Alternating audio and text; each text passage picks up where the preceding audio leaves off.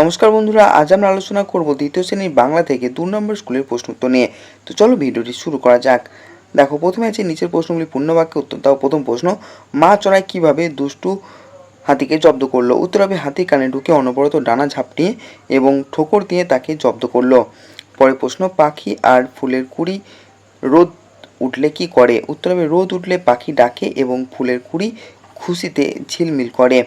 পরে প্রশ্ন, গাছে গাছে কবিতায় মায়ের কাছে কোন কোন ফল রাখা আছে?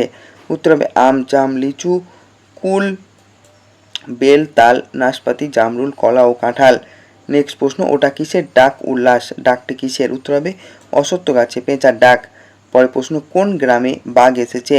উত্তর হবে, বিপ্র গ্রামে। পরে প্রশ্ন, বিশ্বম্বর বাবুর দেহটি কেমন? উত্তর হবে, স্থূল।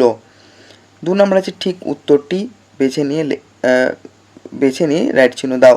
আমাদের গ্রামটি আমাদের মায়ের মতো, বংশী করে নিজ রূপে অপরে মোহিত। অন্যখানে কবিতাটির কবির নাম শুক্লতা রাও। তিলপনি খালের ধারে যখন পালকি এলো তখন রাত্রি 10টা।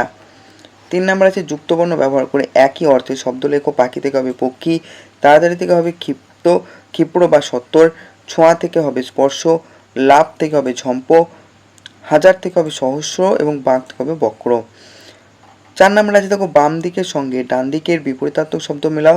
পছন্দ থেকে হবে অপছন্দ, ভয় থেকে হবে সাহস, দুর্বল থেকে হবে সবল, তীক্ষ্ণ থেকে হবে ভোঁতা এবং উচিত থেকে হবে অনুচিত।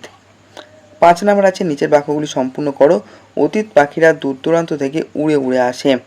ক্ষয়ের উত্তর হবে, থাকার সঙ্গে চলার স্বাদ পেতে বাড়ির উপর মস্ত একটা বেলুন বাঁধো। এরপর গ্রামে আত্মীয়ের মতো আছে আম গাছ, জাম গাছ, বাঁশ ঝাড়। অঙ্কের বই ছোটে ব্যাকরণ। 6 নম্বর আছে, দেখো, বাক্য রচনা করো। প্রথম প্রশ্ন, রেলপথ।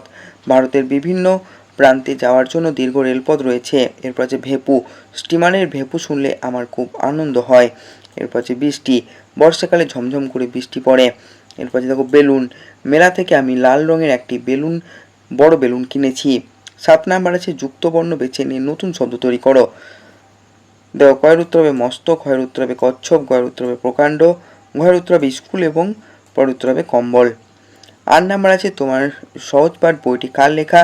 ওনার লেখা একটি কবিতার 2টি লাইন লেখো। দেখো, উত্তর হবে রবীন্দ্রনাথ ঠাকুরের লেখা। আমাদের